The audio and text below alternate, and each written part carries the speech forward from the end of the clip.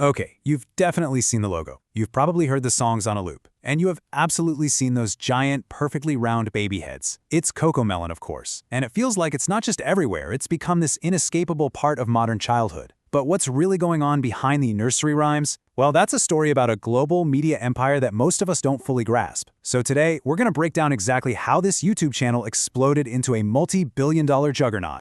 To really get a handle on the scale we're talking about, let's just start with this number. 4 billion. That's the average number of views Cocomelon gets on YouTube every single month. I mean, let that sink in. That's like half the population of the entire planet tuning in monthly. It's just staggering. And you know, all those views are coming from a massive and incredibly dedicated audience. Cocomelon has over 189 million subscribers on just its main YouTube channel. That makes it one of the most subscribed to channels in the world, with more followers than the entire population of most countries. And finally, we get to the number that really tells the business story. $3 billion. That's how much a media company, backed by the private equity giant Blackstone, paid to acquire Moonbug Entertainment, the company that owns Cocomelon. So the huge question is, how on earth did a channel with singing babies become a $3 billion asset? All right, let's dive right into this, because Cocomelon isn't just a collection of cute songs. Oh no, it is a meticulously crafted global phenomenon that has completely rewritten the playbook for children's entertainment in the digital age. The brand's footprint is just immense. This isn't just an American or English-speaking thing. We're talking about content translated into over 20 languages, even American Sign Language.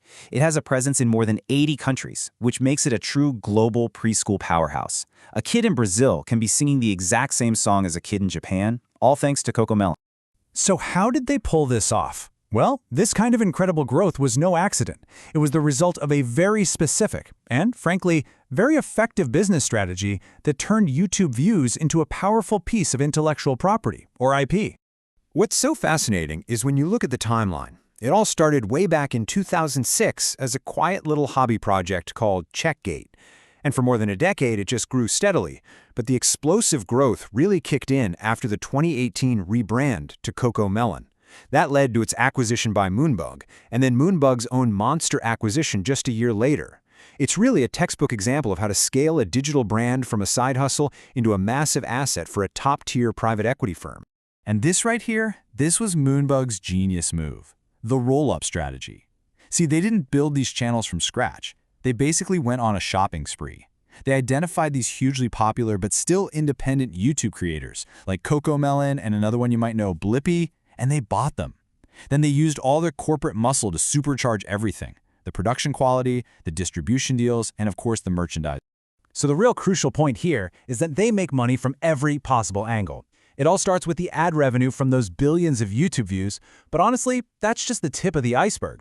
They license the content out to streamers like Netflix, they build this huge consumer products empire with toys and books, they release the music on Spotify, where, by the way, their streams have reportedly outpaced Taylor Swift's at times, and they even take the show on the road with live events.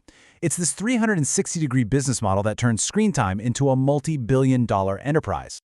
But look, all that business strategy means absolutely nothing if kids aren't watching. So let's get into the content itself.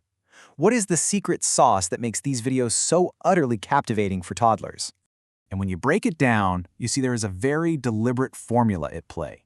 It is a calculated sensory experience, basically designed to hook a toddler's brain. The scene changes are incredibly fast. We're talking every 1 to 3 seconds to hold those short attention spans. The colors are super bright and saturated. The songs are simple and repetitive, so they're easy to learn. And the world itself is designed to feel completely safe. In fact, it's a company rule. There are no sharp edges anywhere in Cocomelon. And don't think for a second that this is just creative guesswork. As the New York Times reported, Moonbug uses a data-driven approach that would make a Silicon Valley tech company proud. They literally bring toddlers into their office, show them episodes, and take notes on the exact moment a child's attention drifts. Then they refine the content based on that real-world feedback to make it as engaging as humanly possible. But, and this is a big but, that incredibly successful formula is also at the very heart of a huge firestorm. A lot of parents and child development experts are asking a serious question: is this secret sauce actually good for young developing brains? And there are two very clear sides to this debate. On one hand, you have the appeal. The show teaches social-emotional lessons, it models positive routines like brushing your teeth, and it's a safe viewing environment that parents can trust. But on the other hand, there are some serious concerns. People worry the show is overstimulating, that it could shorten attention spans, and that it's so addictive some parents report a zombie-like focus in their kids, often followed by huge tantrums when the screen is turned off. There have even been some reports of speech and cognitive delays, though it's important to note the evidence for that is still largely anecdotal. And these concerns are backed by various sources. For example, a 2011 study from the American Academy of Pediatrics found that just 9 minutes of a fast-paced cartoon could impact a preschooler's executive functions. Forbes has reported on how overstimulation in general can overwhelm the brain's ability to process information, which is a big concern given Cocomelon's editing style.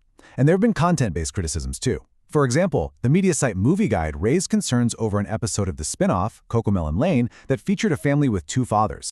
So you've got this complex landscape of massive popularity on one side and growing concern on the other. What does Cocomelon do? Well, they're not standing still.